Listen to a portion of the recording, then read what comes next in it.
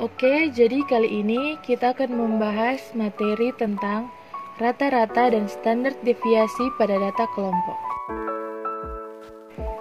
Apa itu rata-rata dan standar deviasi pada data kelompok? Nilai rata-rata dari suatu kelompok merupakan jumlah nilai dari data yang ada kemudian dibagi dengan banyaknya data. Nilai rata-rata adalah angka representasi atau biasa juga disebut sebagai mean dari suatu kelompok data yang mewakili data secara keseluruhan. Sedangkan standar deviasi adalah ukuran penyebaran yang paling banyak digunakan.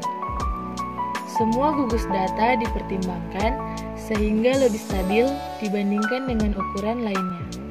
Namun, apabila dalam gugus data tersebut terdapat nilai ekstrim, maka standar deviasi menjadi tidak sensitif lagi, sama halnya seperti mean. Nah, sekarang kita masuk pada rata-rata hitung. Dan untuk memperkirakan rata-rata hitung dari data yang tersusun ke dalam distribusi frekuensi, kita mulai dengan mengasumsikan pengamatan pada tiap kelas yang diwakili oleh titik tengah kelas. Dan rumus yang digunakan adalah X bar sama dengan sigma F per N, di mana X bar sama dengan rata-rata sampel, M sama dengan titik tengah pada tiap kelas, F sama dengan frekuensi pada tiap kelas, Fm sama dengan frekuensi kali titik tengah kelas, sigma Fm sama dengan total dari perkalian Fm, dan N sama dengan total jumlah frekuensi. Oke, jadi kali ini kita masuk pada contoh soal di mana di sini sudah tersedia data yang sudah terbagi menjadi 6 bagian yang memiliki tinggi badan dan frekuensi yang berbeda-beda. Dan dalam contoh soal di sini, saya mengambil data tinggi badan dari anggota pemuda remaja gereja. Nah, contohnya untuk data yang pertama, tinggi badannya adalah 140 sampai 145 cm. Titik tengah dari data tersebut diambil dari hasil 140 tambah 145 dibagi 2, yaitu 142,5.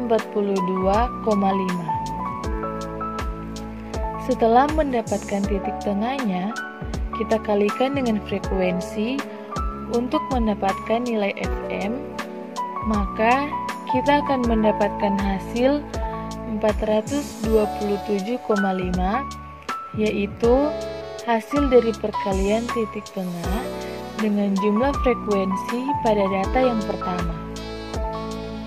Dan lakukanlah hal yang sama dengan data-data berikutnya sehingga akan mendapatkan hasil yang kita bisa lihat pada tabel berikutnya.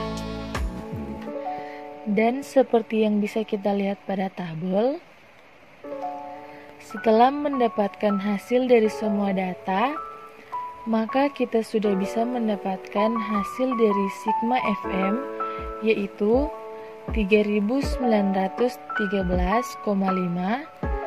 dan total jumlah frekuensi yaitu 25. Jika kita masukkan ke rumus di awal untuk mencari rata-rata hitung, maka akan menjadi X bar sama dengan sigma F per N sama dengan 3913,5 dibagi 25 sama dengan 156,54. Maka rata-rata keuntungan dari tiap data adalah 156,54. Berikutnya, kita masuk pada standar deviasi. Untuk menghitung standar deviasi, kita akan menggunakan rumus pertama yang sudah dimodifikasi dengan memberikan bobot masing-masing kuadrat selisih dengan jumlah frekuensi pada tiap kelas atau data.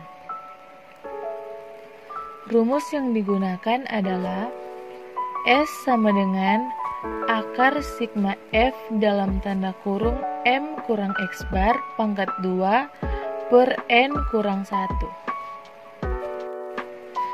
Sekarang kita akan masuk pada contoh soal standar deviasi, di mana dengan menggunakan data yang sebelumnya, cara untuk menghitung standar deviasi adalah step pertama, kurangkan rata-rata atau X bar dengan titik tengah atau M dan lakukan hal tersebut ke data-data atau kelas selanjutnya.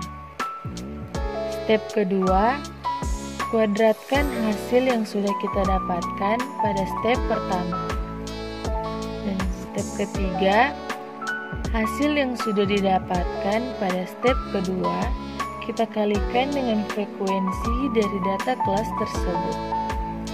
Dan step yang keempat atau di step yang terakhir, kita jumlahkan hasil keseluruhan kelas atau data yang kita dapatkan pada step ketiga. Seperti yang bisa kita lihat pada tabel. Dan dengan hasil pada tabel di atas, jika kita masukkan ke rumus standar deviasi, maka akan menjadi S sama dengan akar sigma F dalam tanda kurung M kurang X bar pangkat 2 per N kurang 1 sama dengan 1817,46 dibahagi 25 kurang 1 sama dengan akar 75,7275 sama dengan 8,7 sekian. Pada bab ini akan mengawali pembelajaran kita mengenai statistik deskriptif. Untuk mengubah data mentah atau yang belum dikelompokkan menjadi bentuk yang bermakna, maka kita harus terlebih dahulu menyusun data tersebut ke dalam distribusi frekuensi. Dan untuk menyajikan data yang sudah kita susun ke dalam distribusi frekuensi, kita bisa menyajikannya dalam bentuk grafik histogram atau poligon frekuensi. Maka dengan demikian, kita dapat memvisualisasikan di mana data cenderung berkelompok, nilai terbesar dan terkecil, dan bentuk umum dari data yang kita gunakan. Dan pada bab berikutnya, awalnya kita akan menghitung terlebih dahulu tentang beberapa ukuran lokasi seperti rata-rata dan median.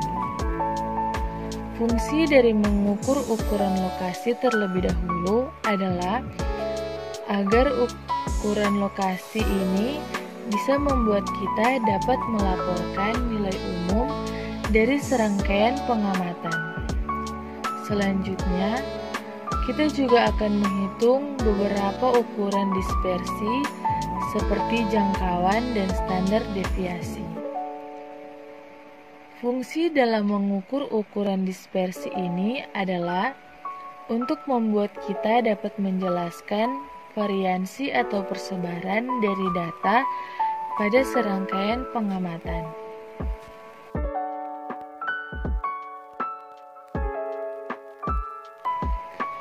Dan pada bab terakhir ini, kita akan melanjutkan pembelajaran kita mengenai statistika deskriptif. Dalam bab ini, kita akan mempelajari tentang yang pertama, dot plot. Dot plot merupakan cara menyajikan data dengan plot-plot bencar dengan nilai dikelompokkan secara bersama-sama secara vertikal atau seperti histogram dan dengan poin-poin yang dipisahkan secara horizontal. Tujuannya agar dapat digunakan untuk melihat di mana data memusat dan perbedaan-perbedaan yang terjadi dalam satu set data. Yang kedua, tampilan stem and leaf. Tampilan stem and leaf atau stem and leaf plot menggambarkan atau menyajikan data dengan cara memisahkan setiap nilai menjadi dua bagian. Bagian batang atau stem, yaitu digit angka paling kiri dan diikuti dengan angka berikutnya, yaitu daun atau leaf, digit angka paling kanan. Dan yang ketiga, yaitu persentil. Persentil adalah istilah dalam statistika untuk yang membagi kelompok data menjadi 100 bagian yang sama rata. Jadi, terdapat 99 nilai persentil yang membagi data menjadi 100 bagian. Dan yang keempat atau yang terakhir yaitu box plot. Dalam statistika deskriptif, diagram kotak garis atau box plot adalah metode grafis untuk menggambarkan kumpulan data numerik berdasarkan nilai kuartilnya. Semua diagram dan statistika tersebut akan memberikan kita pemahaman mengenai lokasi di mana nilai memusan dan juga bentuk umum data. Lalu, kita akan mempertimbangkan data bervariat. Pada data bervariat, kita akan mengamati dua variabel pada setiap individu atau pengamatan yang dipilih. Contohnya termasuk jumlah jam yang dihabiskan oleh siswa untuk belajar dan nilai yang diperoleh dalam ujian. Apakah contoh produk diterima atau tidak dan kelompok di mana produk tersebut dibuat. Jumlah daya listrik yang digunakan selama sebulan oleh pemilik rumah dan rata-rata dari tingginya suhu harian pada satu wilayah selama sebulan. Sekian dari presentasi saya. Jika ada kesalahan dalam tutur kata, mohon dimaafkan. Terima kasih.